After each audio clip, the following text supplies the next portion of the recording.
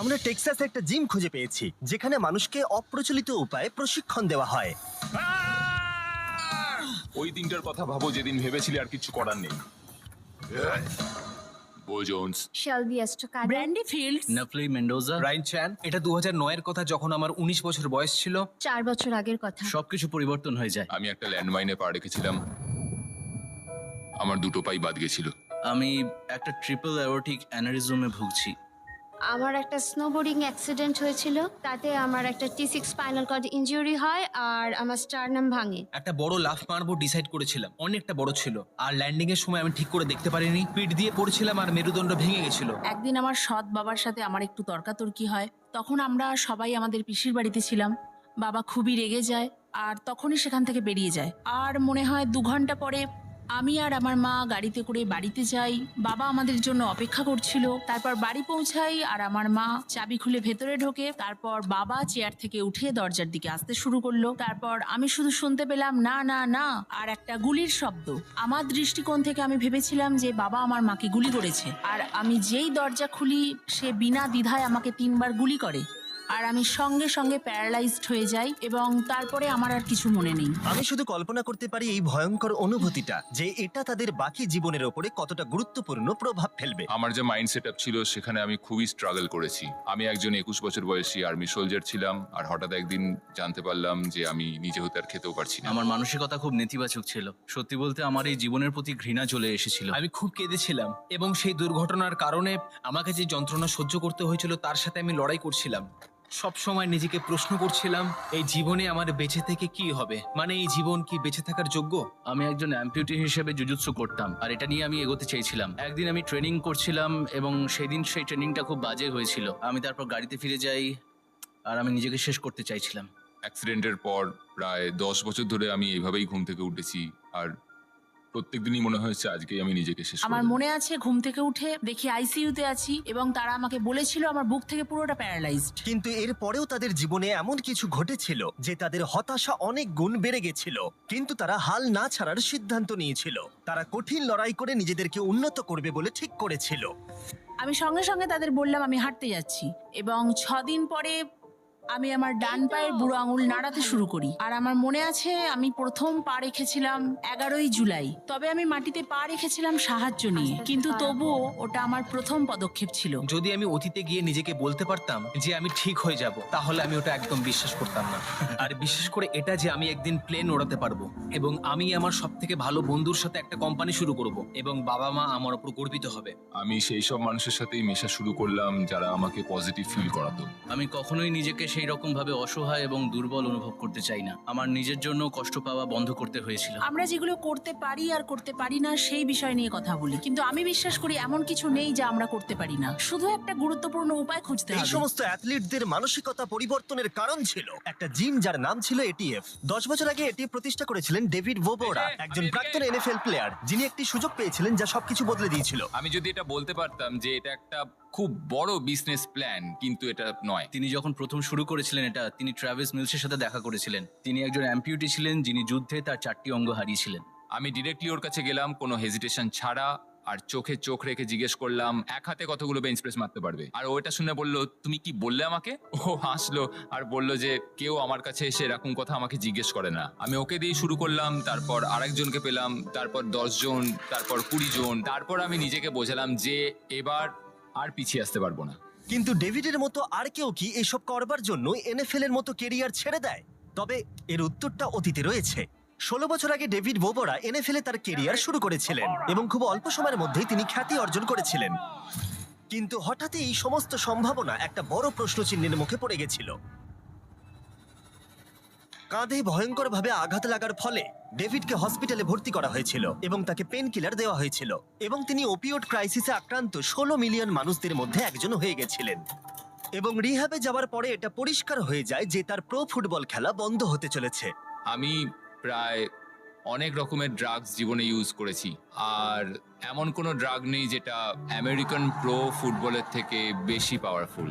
Tackle করা, stadium থেকে চেল্লানো, এর থেকে ভালো অনুভূতি আর কিছুতেই নেই। তোমার মনে হবে যেন তুমি আকাশের মধ্যে রয়েছো, তুমি সবচেয়ে শক্তিশালী, সবচেয়ে পাওয়ারফুল। আমার দারুণ লাগতো, কিন্তু সেটা কিছুক্ষণের জন্যই। আর তখনই আমার মনে হতো আবার এই অনুভূতিটা পেতে গেলে আমার ড্রাগস নিতেই হবে। ওটাতে আর আমি এখন যা করছি তার মধ্যে পার্থক্য হলো, যখন কেউ ওই বেলটা বাজায় তখন আমি বুঝতে পারি যে আমি কিছু করতে পেরেছি কারোর জন্য। আর এই অনুভূতিটা সত্যি অসাধারণ, এবং এই অনুভূতিটা যখন হয় তখন আমি বুঝতে পারি যে আমি ঠিক জায়গায় আছি, ঠিক সময় আছি। শুধু পার্থক্য এটাই যে এই অনুভূতিটা আমার কাছে থেকে যায়। এই জিমটা নিয়ে আমার ভাবনা এটাই যে আমি কখনোই ওদের জন্য পৃথিবীটাকে বদলাতে পারবো না, কিন্তু আমি ওদেরকে পৃথিবীর জন্য বদলাতেই পারি। তাই স্বাভাবিকভাবেই আমরা ডেভ এবং এটিএফ অ্যাথলিটদের সম্পর্কে জানতে আগ্রহী ছিলাম। তাই আমি ড্যান এবং ড্যারেনকে টেক্সাসে পাঠিয়েছিলাম কিভাবে বিস্ট ফিলান্থ্রপি সাহায্য করতে পারে। এটিএফ হলো শারীরিক অথবা আঘাতজনিত প্রতিবন্ধীদের জন্য একটা ফ্রি জিম। এখানকার বিশেষত্ব হলো তাদের সিস্টেম, যাকে তারা বলে সোয়েট ইকুইটি। এখানে সব থেকে বড় ব্যাপার, আমরা এখানে সবাই মিলে ওয়ার্কআউট করি এবং একসাথে ঘাম ঝরাই। আর এইভাবে তারা ওয়ার্কআউট করে। চলো চলো তাড়াতাড়ি তাড়াতাড়ি, কাম অন, তুমি পারবে।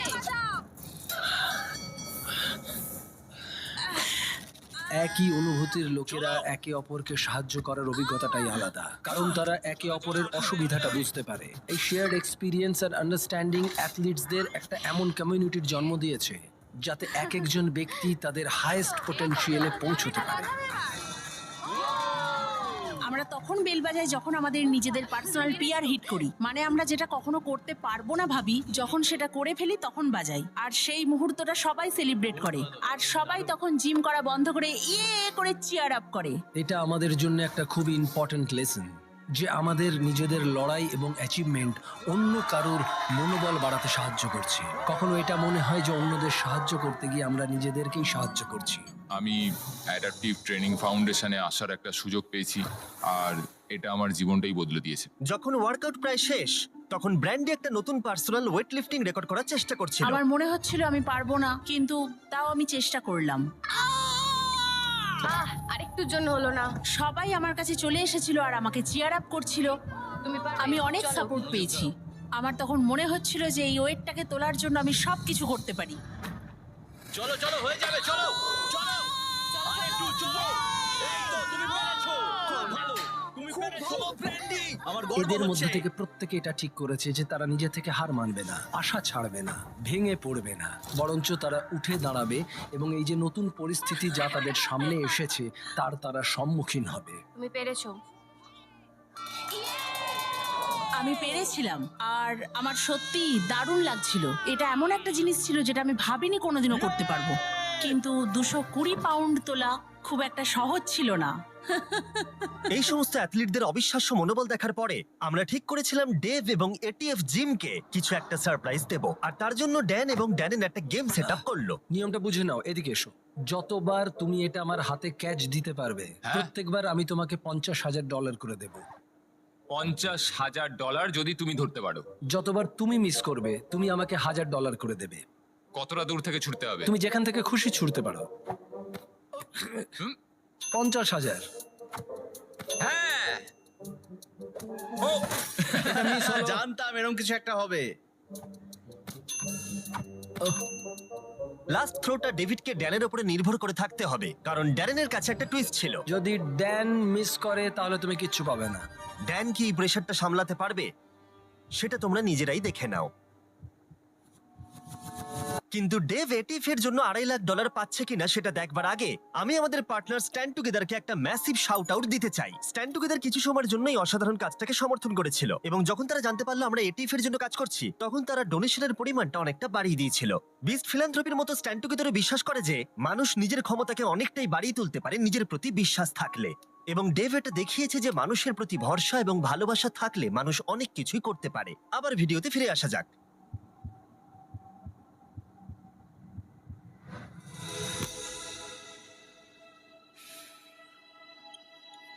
এই যে তুমি এইটা জিতে নিয়েছো। তুই সত্যি বলছো? আমি এটাকে পুরো $2.5 লাখ করে দেবো। তুমি খুব ভালো কাজ করছো। আমি তোমাদের দুজনকে অনেক অনেক ধন্যবাদ।